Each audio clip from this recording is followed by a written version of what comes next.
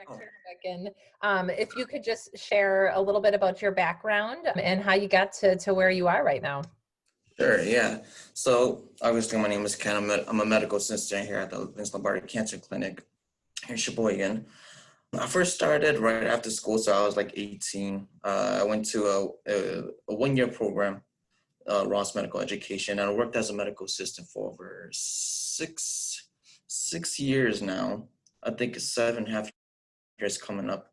Yeah, so I've been a medical assistant here I've been working here at the cancer clinic here for uh, 3.5 years now, and it's been really good. I've worked here, and then I've also worked at the main clinic across the street there for 1 year as a float. So I would work wherever they needed me. So like if endocrinology needed me for a day, I'll go there, and then another day allergy need me, I'll go there. So I've been running back and forth. And you get a lot of experience because you're working with different physicians, just different people, different atmospheres. So then being a medical assistant, you become the jack of all trades in the clinic. And so, you do administrative duties, scheduling patients for the follow-up appointments or PET scans, or like if the physician needs you to do clinical duties. One of the main roles as a medical assistant is to room the patient. So then you're rooming the patient, obtaining the vitals, going over the allergies to medications.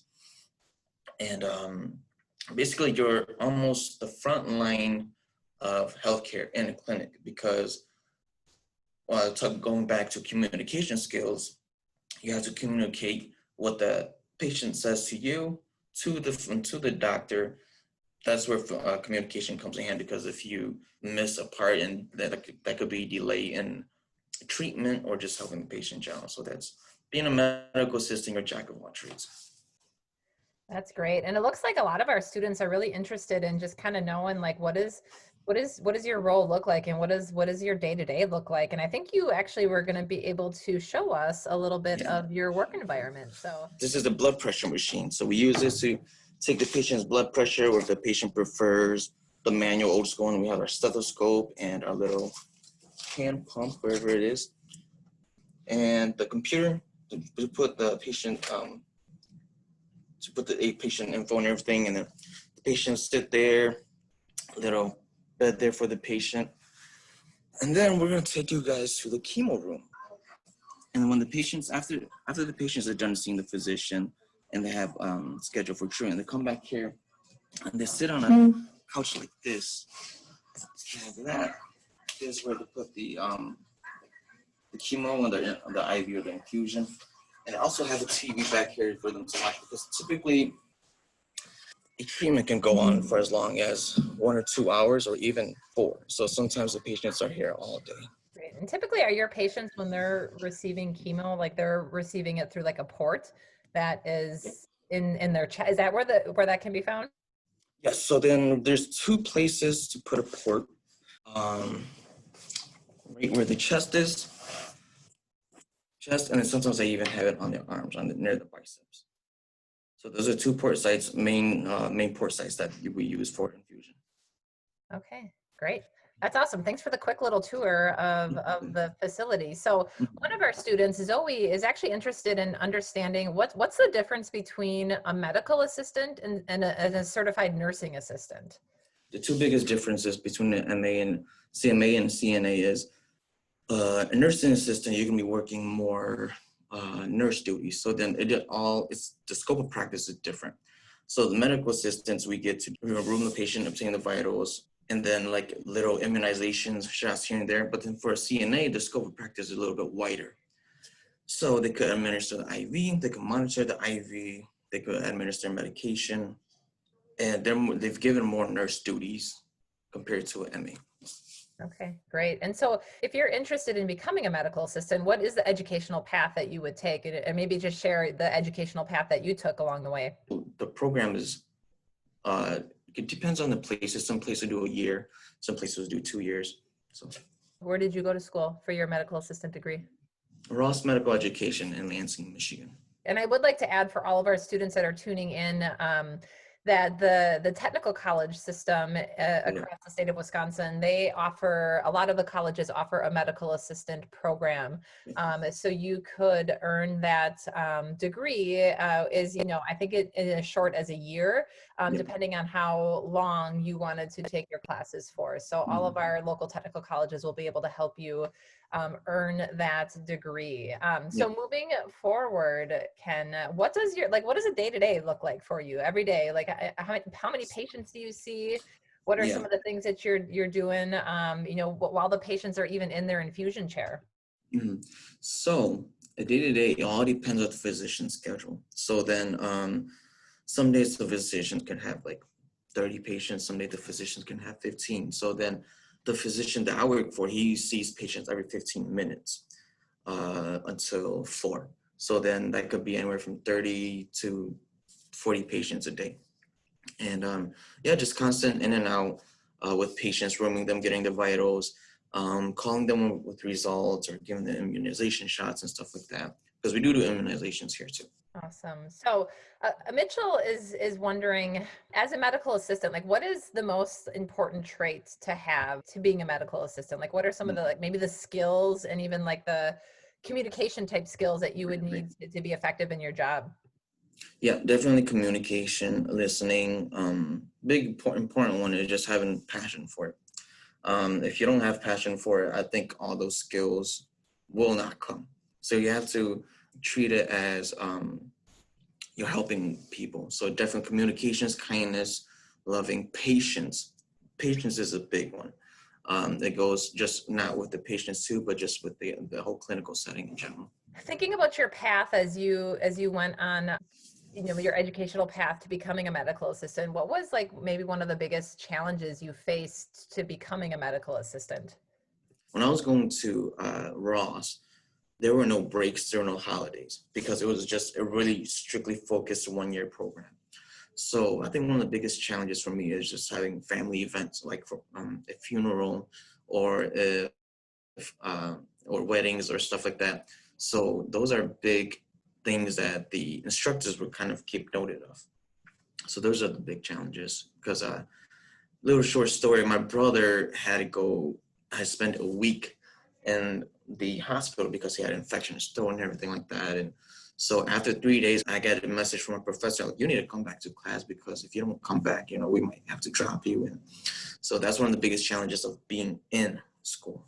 Trying to balance that life, Mhm. your whole life while you're Yeah, working and yeah. putting all your time in for your education. So we have one of the students always actually interested in knowing, would it be, could you work as a medical assistant and then still also further your education along the way? Like, do you think you could do both a medical assistant Oh role and yeah, still further yeah. Yeah, like I said, all depends on what your life is like outside of the workplace. But then, especially here in Aurora, if you're interested in pursuing a higher education, they have your back 100%. They have programs where they'll pay for it, and it doesn't matter if it's in the medical field or not. It's anything, just going to college in general. So they'll definitely help you, and they'll accommodate your schedule and stuff like that.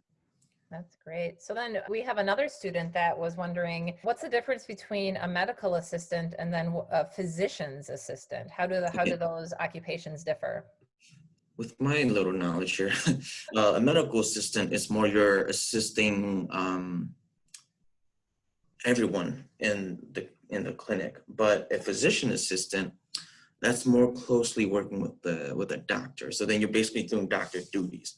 Physician assistant is like you're basically a physician, but then like you're working with another doctor and like Yeah, and for that student too, the educational path to becoming a yeah, physician's assistant is longer as yeah, well. longer. It's almost yeah, almost being a doctor. You're doing the 6, 7, 8 years of just all those clinical duties and schooling. So Let's talk about your day-to-day life. Like what is your favorite thing about being a medical assistant? What do you like the most? I think my favorite thing about being a medical assistant, especially here in the oncology clinic, is just the patients. Just your interaction with the patients. You see them go through such a horrific moment in their life, and you see them come in like broken, battered. They can't understand what's going on. But then being a medical assistant, you're there to assist them, assist the physician, be there for the patients, And you see them as time progresses, they start to understand it because of your role and the physician's role. And just seeing them coming back 3 months later with a big smile on their face, they like being here at the clinic. It's almost like becoming a second family. So what would you say then is probably one of the biggest challenges for you in your role? I know students are always knowing what's the good and what's the bad. Yeah, right. The bad is definitely like, especially in an oncology clinic, is just having, like, knowing patients just passing away. And so that's one of the biggest one. Second of all, the physicians. So sometimes the physicians, one of the biggest challenges is just working with different physicians, especially when I was afloat. Like I said, the physicians would like to do some things different, and then you understand one thing, but you got to switch it up to accommodate to that one. And then the next day you're working with a different physician, like this way. So you're just going back and forth. So one of our students is actually interested in understanding, how did you get into oncology? Yeah, being a medical assistant, you're accepted almost anywhere. So you don't have to specialize in oncology. You don't have to specialize in this and that. They'll teach you as you go. So being a medical assistant, you could work in oncology, you could work in gynecology, you could work in urology, almost every field. Do you see yourself transitioning into other departments or possibly even furthering your education to work in different roles in healthcare? Yep, definitely. Furthering my education, I am enrolled into going back to school this upcoming spring. So I'm doing that. Oncology, I don't think I'm leaving this place anytime soon. This is a place, like, holds a very, very special place in my heart. So you said you're enrolling in school in spring. What kind of courses are you taking? So I have to do my general eds first. I'll be doing the the MA to LPN bridge program at LTC. So I'm getting more information on that, talking with the advisors and getting everything set up. Great. So, and for all of our students that are tuning in, an LPN, it stands for a licensed practical nurse. So Yes. you'll be adding that license then to your medical. Yeah. Mm-hmm. If a student's interested in becoming a medical assistant, do you feel like there's a lot of openings and opportunities for students? For openings, there's always openings for MA. I think MA is one of the most stable jobs you can get, one of the steady jobs you can get that's always have an opening. We have a couple of students that are just interested in learning about, like, what are things while they're in high school? What are things that they can do if they're interested in like healthcare? Are there certain classes you think would be helpful, clubs or activities that they should participate in, or things that they could even engage with at like Aurora or any of the other hospital systems to learn more about the medical field? Yeah, so then as a high school student, I think in your science classes and your math classes, those two are the biggest things that you'll be doing in the medical assisting school is doing the math and the science, because that's mainly what the healthcare profession is. It's just math and science. We also have another student that's wondering what the difference is. A medical assistant, like a specialty, like could you be a surgical assistant as a MA, or are those like two different roles? I was doing some research on that earlier this week. I think that there's two different roles because they go through different trainings. So then I do understand that some places they do hire MAs for surgical assistant, but you won't get that surgical assistant title. What kind of advice would you have for students that are possibly looking at becoming a medical assistant? Yeah, definitely go enroll. But think about it. Just let it marinate and sink. And don't be afraid to be afraid. I was, after I was done with my MA school, I went to go intern at a rheumatology clinic. And the first day that I got there, I was like, man, this is different. I don't want to be here and stuff like that. And I actually thought about quitting. But it is a big challenge to put yourself in that situation to finally help somebody. So just don't be afraid to be afraid and just take it in. We've had some students talk about becoming a medical assistant or a certified nursing assistant. Would you do you recommend one or the other as a starting point to get into healthcare, or do you feel like they're both good options to start?